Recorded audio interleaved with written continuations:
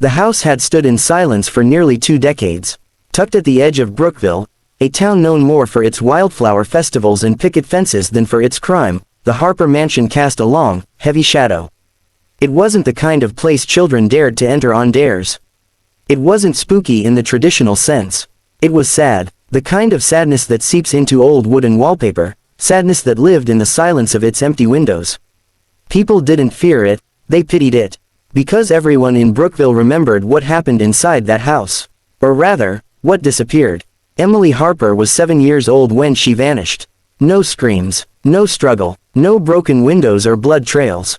One moment she was playing in her room with her pink rabbit. The next, she was gone. Her mother had stepped into the kitchen to check on dinner. Her father had been out back cutting firewood. The house was locked, the alarms untouched. Emily was simply missing. The investigation was swift, intense, national. Her cherubic face flooded TV screens, her pink backpack became a haunting symbol of loss. Hundreds searched the nearby forests. Dogs were brought in, neighbors interviewed, families scrutinized, but after 3 months, then 6, then a year, the case ran cold. And over time, so did the hearts of those left behind. Her parents divorced within 2 years. The house was abandoned shortly after. Rumors swirled. Some said it was a kidnapping gone wrong. Others whispered about a family secret. Some insisted she'd wandered off and gotten lost. But there was no body. No ransom, no goodbye, just a little girl gone, and a town forever changed. Leah Morgan was 16 when Emily vanished. They'd shared a classroom. Emily was quiet, always humming to herself, doodling in her notebook. Leah remembered lending her a purple marker once, the kind that smelled like grapes, and how Emily had smiled like it was a treasure. That smile had haunted Leah for years. By the time she turned 32, Leah was a seasoned K-9 officer, calm, disciplined, respected. She'd worked with bomb squads, missing persons, and narcotics divisions. But something in her had always pulled her back to that old case. Maybe it was guilt, maybe a longing to fix something no one else could.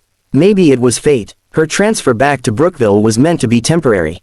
A break, a breath. But then she met Max. Max wasn't just another K-9 recruit. He was old, almost 10, with scars on his muzzle and eyes that had seen too much. A retired military dog, Max had served in Afghanistan, saved lives during building collapses, even found 2 children buried after an earthquake. His last handler had died in action. Max hadn't worked since. He wasn't aggressive, just withdrawn. Until he met Leah, there was an instant bond. As if 2 broken pieces recognized each other. She adopted him the day they met. They became inseparable, and within weeks of returning home, Leah found herself standing in front of the Harper mansion. It wasn't on any active case list, scheduled for demolition in 6 months. But something about it pulled at her, the same way Max would sometimes whine at locked doors for no reason or refuse to leave a wooded path until she followed. Call it intuition, call it grief, call it unfinished business. But Leah walked through those doors one rainy morning, flashlight in hand, Max at her side. What they found changed everything. If you believe in second chances, the loyalty of animals, or the power of truth even after all hope seems lost, please take a moment to like this video, subscribe to Pawsitive Tales, and share it with someone who needs to believe in the unseen heroes in our lives. Comment below if you've ever had a dog or animal show you something no one else could. The Harper house smelled like dust and forgotten memories. Wallpaper peeled like shedding skin. Family photos still hung crooked on the walls, the ones that hadn't been taken down in the aftermath. The furniture was covered with sheets. The air, heavy. Max was calm at first. His paws echoed against the floorboards as they moved room to room. Leah didn't expect much. She told herself she was just honoring a memory, giving closure to her younger self. But then Max stopped. They were in the second-floor hallway, the one that led to the children's bedrooms. Max's ears perked, his body tensed. He turned toward the far wall, toward a mirror. It was ornate, gold-framed, decorative, something Emily's mother had picked up on a trip to Italy, according to old reports. Max barked once, low, sharp, then began pawing at the floor. Leah stepped closer. The mirror shimmered in the weak light. But then she noticed something odd. The reflection was off. The angle of the hallway behind her didn't match. She tapped the glass, hollow. Her pulse quickened. She ran her fingers along the frame.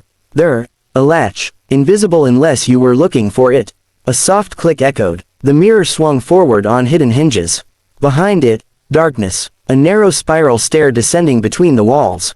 Max stepped forward without hesitation.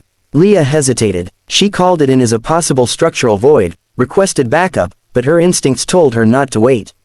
She descended slowly, Max leading the way, flashlight cutting through the heavy blackness. At the bottom, a hidden room. No windows. One cot, a bucket, a stuffed rabbit. In writing, dozens of messages on the walls, in child's handwriting. I miss my mom. Why am I here? Today is my birthday. I don't want to be alone anymore. Tears blurred Leah's vision. The rabbit, pink, torn at the ear, faded. There was no body, but the scent of tragedy clung to the walls like rot. Max whimpered. Leah dropped to her knees. She knew. Emily had been here, lived here, died here, not kidnapped, hidden, in her own home. The room was sealed so expertly no scent dogs had ever found it. No blueprints revealed it. No one had looked behind the mirror. No one had listened. Until Max. The investigation exploded. Forensics confirmed it. DNA from hair samples. Saliva. Traces of food. A small shoe under the cot with her initials. Her handwriting matched old school assignments. The suspect, Jacob Harper. Her great-uncle. Reclusive. Paranoid. He'd lived in the guest house. Suffered from delusions. He'd died 5 years after Emily's disappearance. No one had suspected him. He'd hidden her. Believed he was protecting her from a corrupt world. But when she fell ill, he never sought help. Her small body had been buried in secret, deep in the woods behind the property, marked only by a pile of rocks. Max found that too. He refused to leave the tree line until Leah followed. That's where they found her. The town mourned all over again. The Harper parents, long divorced, both remarried, reunited for the funeral. Emily's younger brother, who was only a toddler when she vanished, now a college student, stood at the head of the grave and read aloud her poems, found written on the walls. Max stood beside the casket the entire service, unmoving. Leah was honored at a state level for solving the case. But she always gave credit to Max. He listened when no one else did, she said. He followed what his heart told him. Even after everything he's seen, he still believed there was something worth saving. Max became a local legend. A statue was commissioned in his honor at the local precinct, his likeness, with paw raised, ears alert. Leah kept the original stuffed rabbit, now encased in glass, on her desk. A reminder of the little girl who never stopped hoping. Of the dog who found her voice.